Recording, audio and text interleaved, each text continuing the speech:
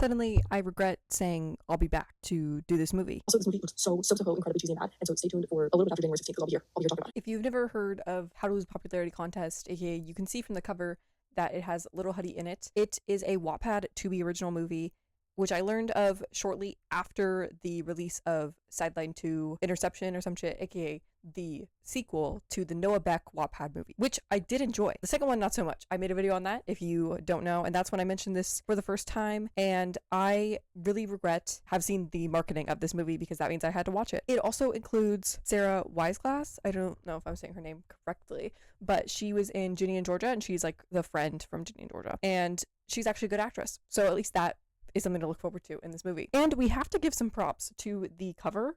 This is a awesome cover, objectively. In the movie, we start with our main character, Ellie, who is voicing over the lore of her school, if you will. She is in gym class and playing kickball in a gym, of all places. I don't know why they're playing it in a gym that has roofs where they're probably going to hit with said kicks, but it's fine. And then she explains, any misfortune about to come up in the story. I don't know if she's actually telling it from the future or not, but whatever tense she's saying it in, she says it's all because of this boy, Nate, who is the most popular boy in school, and then his friend who is nicknamed Streaker. His real name is Charlie, but no one calls him Charlie just because he gets the nickname Streaker by streaking all over the place. He's naked at every single party that they have. And she gives some lore as to why she kind of has problems with these people, aka during this kickball game, they're calling her Max, and obviously we know that her name isn't Max, it's Ellie. But they call her Max because of a situation in 6th grade where they were learning about periods for the first time. And 6th grade, Nate and Streaker decided it would be a funny joke to purposely put ketchup packets on Ellie's seat so then it would look like she started her period. In white jeans, by the way. They ruined a perfectly good pair of white jeans. And this is because they just think she's like a nerd and want to pick on her because she's like asking questions about periods even though she should be. People should be curious. This is also the only inkling we get of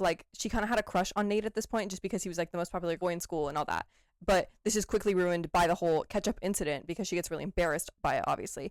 And they start calling her Max from this moment on, and it lasts until high school because she's now a junior because it's based off of MaxiPad, which is kind of a stretch for me. I feel like if they were to make a nickname based off of MaxiPad, I feel like they would make it more obvious. And also in this whole classroom thing of learning about periods, another boy is asking questions because he has a little sister and he wants to know the information for her.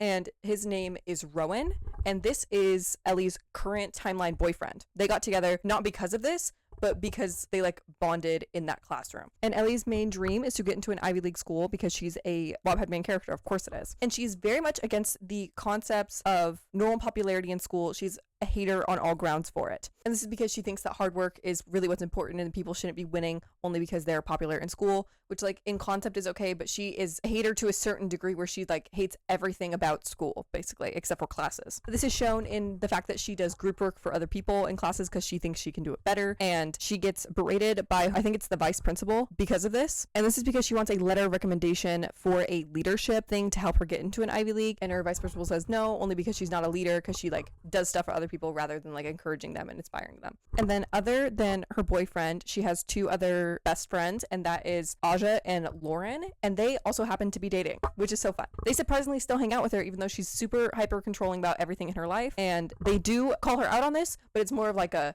you need to calm down, not in a way of you need help. They're all going to get lunch, and then both Nate and Streaker cut them in line. They're talking about throwing a big party because they got a huge thing of alcohol. And this is because Streaker's dad is a billionaire, and he's being hunted by the government and the police force of some margin because he's a criminal, and that's why Streaker acts the way he is, aka he's just trying to garner attention by being really stupid. That also means that he's loaded and can get a bunch of alcohol. And then at lunch, they get special treatment, aka Nate doesn't like the public lunch that they have, and so he gets an entire pizza from the lunch lady because they have a deal. In response to him getting his pizza, he also says a diabolical line to the lunch lady that I never want to hear again, especially coming out of Chase Hudson's mouth. He needs to keep that mouth shut after this. Hey Denise, got something for me today?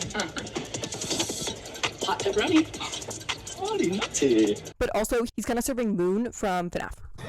Naughty boy, naughty boy. And from across the lunchroom, their whole friend group sees Nate eating his pizza, and Ellie is complaining about how they get everything in the school and how it's unfair. And most of all is that Nate has a senior girlfriend. He is a junior, but this is Quinn, who is a super smart, top of her class and class president. And so Ellie's very mad about the fact that she could be doing so much better than Nate, which is objectively true, but it's kind of weird how obsessed she is in their relationship. And we see Quinn walk up to Nate, and she's talking to him at lunch about how she has a class government meeting, and so she has to leave. and he is saying some diabolical lines. Damn, I go bad as hell. Ring full of thoughts and a booty full of squats. I actually need whatever Chase Hudson was on to get through this script because, some of these lines are egregious. And they're really bad at the beginning, and I think they get better throughout the movie, but like they put all of the bad ones right here, right now. Anyway, this scene right here is to just set the tone that she is kind of sick of his immaturity, which is being fed by Streaker as well. They're both very immature. And Ellie's friend group, another thing about them, they're not only like nerds and smart, but they also play D&D. And they do this every Friday night. And Ellie is the dungeon master because she's a control freak, so it makes sense. An argument is started between her and Aja because Aja wants to like make a certain choice and like play a certain character, and Ellie's like, no, that's against the rules, and so she's not letting her have fun basically. And then while they're arguing, Rowan tells Lauren that he's going to run for student body president, which he was nervous about telling Ellie about because she is very against the whole popularity structure of what an election is. And before he can get these words out to Lauren, Ellie interrupts him by yelling at Aja, but then with the help of Lauren, he gets the words out to everyone, including Ellie. And then her response is anything but supportive, aka she kind of like digs into him. She's like, that's a stupid decision, like you shouldn't do that because you're going to lose anyway.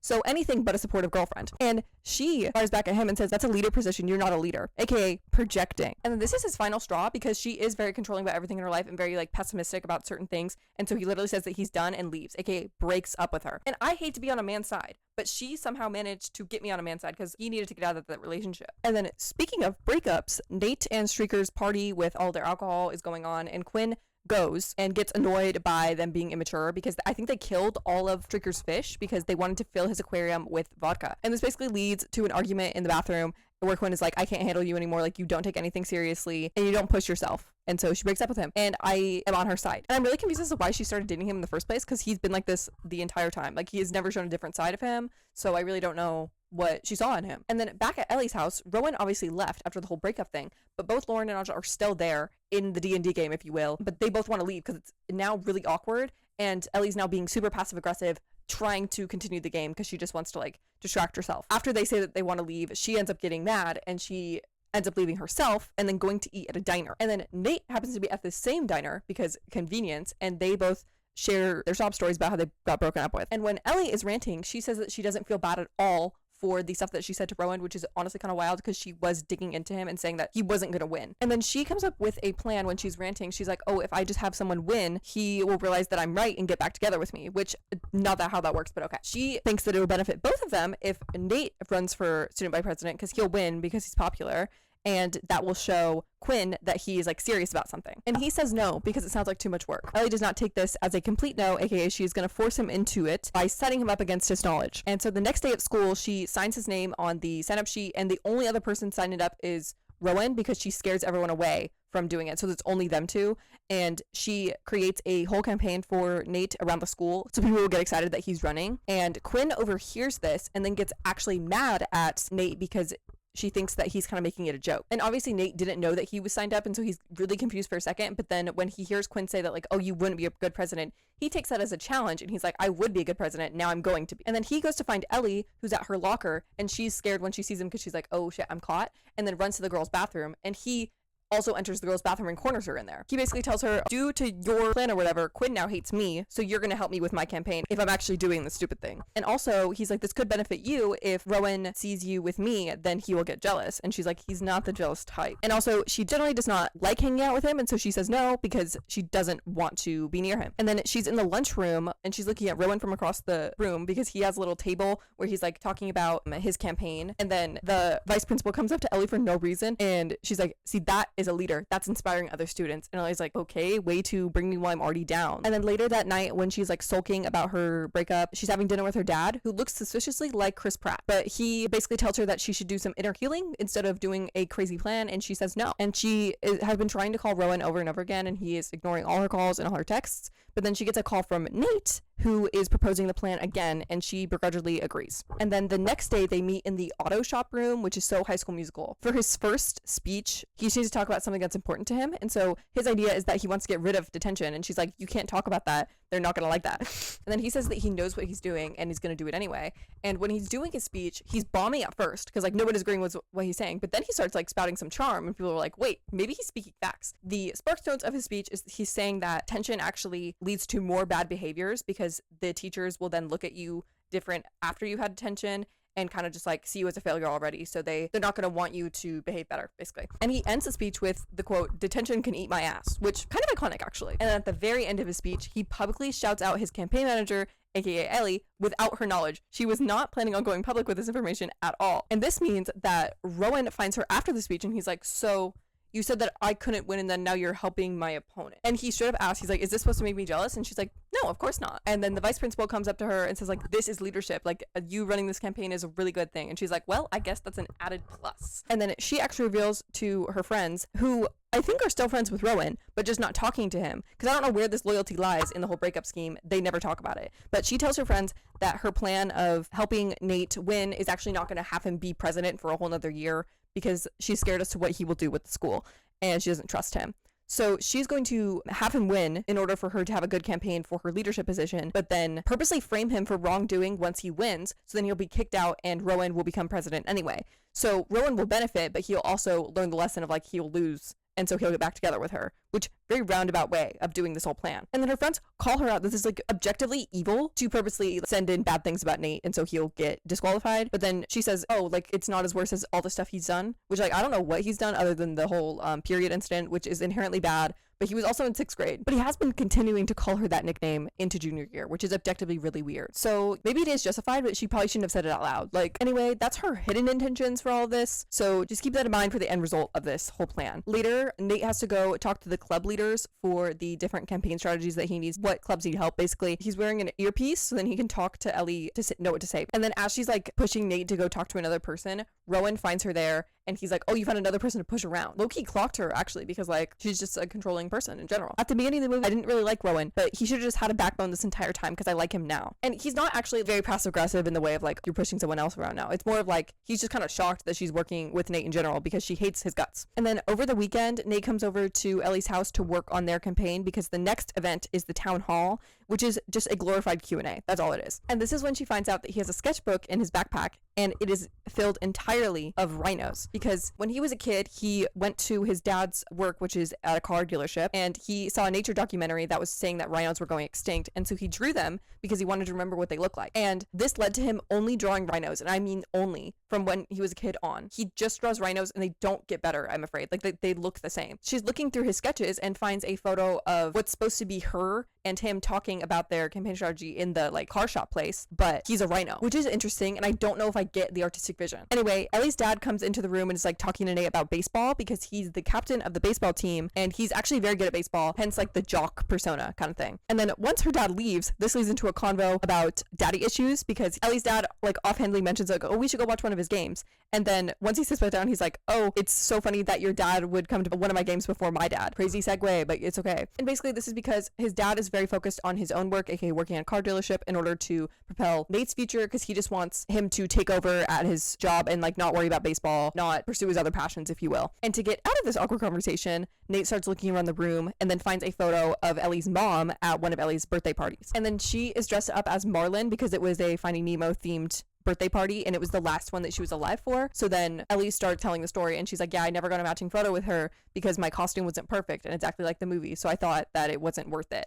And she's like, "I really wish I got that picture now because she's dead." Basically to show that her like this controlling part of her life is goes back further than just like high school. And then he breaks this sad moment by saying that her dead mom is hot. So and then the next day at school, Streaker invites Ellie to his pool party that he's having, which she only accepts because she wants to go find an opportunity to catch Nate doing something wrong so then she can turn it in later. And then she's at the party just like kind of by herself by a food table because Nate is off doing something else, and she's talking to Quinn, and Quinn shows her a video because she's like, "Nate sent me this the day that we broke up, like he's so immature, I'm so glad I broke up with him." And it's a video of him covering up the fact that he's smoking in the bathroom by using like fart spray or something. And she's just basically saying like, "Oh yeah, like I deserve better than this man." And Ellie agrees with, but then Quinn hands off her phone to Ellie because she's being thrown in the pool. And so Ellie takes this opportunity to DM the video to her phone. And then Quinn convinces her to have a drink, and she ends up drinking like 7 seltzers. So go her. And this is happening through a party montage, and they also have a slip and slide at this pool party, which is objectively awesome. Hard to say whether she's drunk or tipsy off of seltzer because I think she remembers everything the next morning, so I'm going to say that she's tipsy. Well, probably on like her 5th seltzer, she sees Quinn and Nate talking and gets weirdly jealous because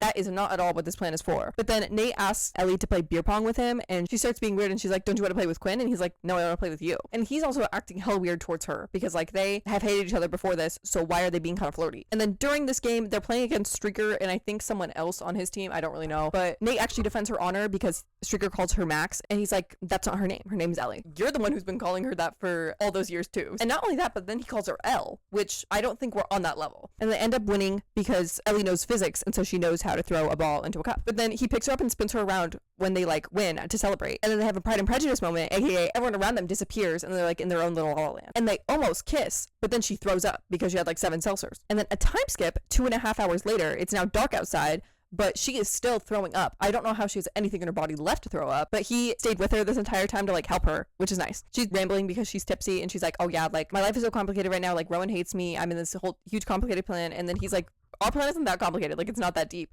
And she almost admits her ulterior motives of like getting him disqualified and everything, but then she throws up again on his shoes. Actually, not only shoes, he's wearing flip-flops, so she throws up on his feet, which is crazy. And then time skip to the next morning where she wakes up feeling like absolute death because of a hangover. And then she calls Nate to remind him that he still needs to study for the town hall Q&A because like he needs to know information about the school and stuff. And she mentions Quinn because she's like, oh yeah, you're doing this whole thing for Quinn. And then he gets awkward and hangs up. And then at the town hall, basically they survey a bunch of students and pick the best questions out of all of them, and both candidates answer.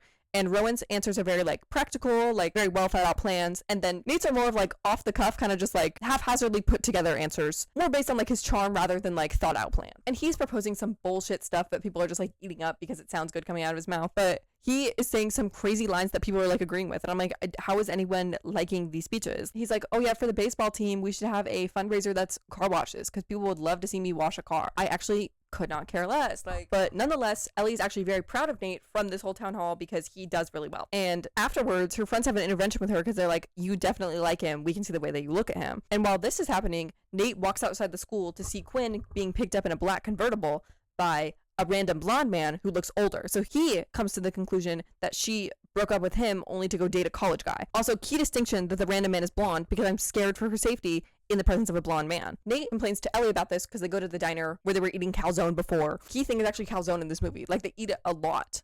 And it's technically like a pizza diner, but he specifically orders calzone all the time. Anyway, he's ranting, saying that Quinn only broke up with him to be with another guy, and then she calls bullshit, and she's like, no, it's because you only showed the dumb version of yourself. And frankly, even the other side of himself that she is seeing isn't that much different. All he does is draw rhinos. That's the only other thing that he does other than his usual persona of like being a dumb party boy. He is that. And they start mocking each other, as in like they mock each other's voices and like are just making fun of each other in general. And I can't tell if Chase Hudson is doing a great job to the point where I hate his character because like I think he's supposed to be annoying, or if he's doing a bad job at acting to the point where I don't like it.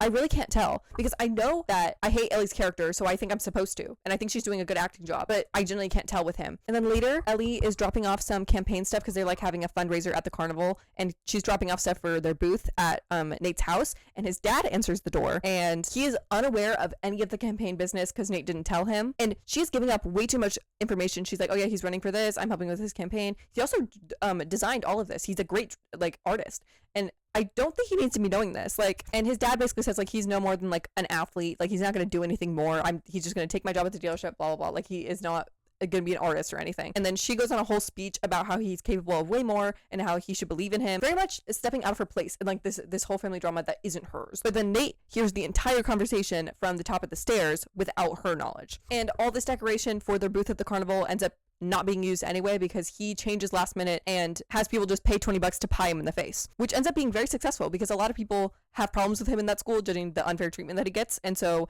they raise a lot of money. And after they run out of pies, they go and like have fun in the carnival, aka they go down a slide together and they're having fun. He gives her a gift, which is a hand-drawn comic book. It's called Nate and Ellie, and it's basically recounting their conversation about her mom and her birthday party. And Ellie's completely normal in the comic book, but he's a rhino. I wish I could tell you what this means artistically or story-wise. I don't know. Does he think of himself as a rhino? And this makes her feel really guilty because she's like, this is a really thoughtful gift and like he handmade it for me, and she's plotting evil things behind his back, and she feels so guilty that when he tries to kiss her, she runs away because she's starting to like him, obviously, and she doesn't want to betray him. This is leading up to election day, and so on election day she talks to Aja, and she's like basically saying that she feels really guilty about the whole thing and decides to delete the video and not use it. And it's really inconvenient that Lauren isn't here for this conversation because she runs into Rowan while she's voting and tells him the ulterior motives motives of everything. And so now Rowan knows. And this leads Rowan to get really pissed at Ellie and goes to find her in the hallway and basically chews her out in front of a lot of other people, saying that she is using Nate and all that. So a bunch of people find out in the hallway. And I really don't know if he's mad on Nate's behalf of like, that's really fucked for you to do that to him,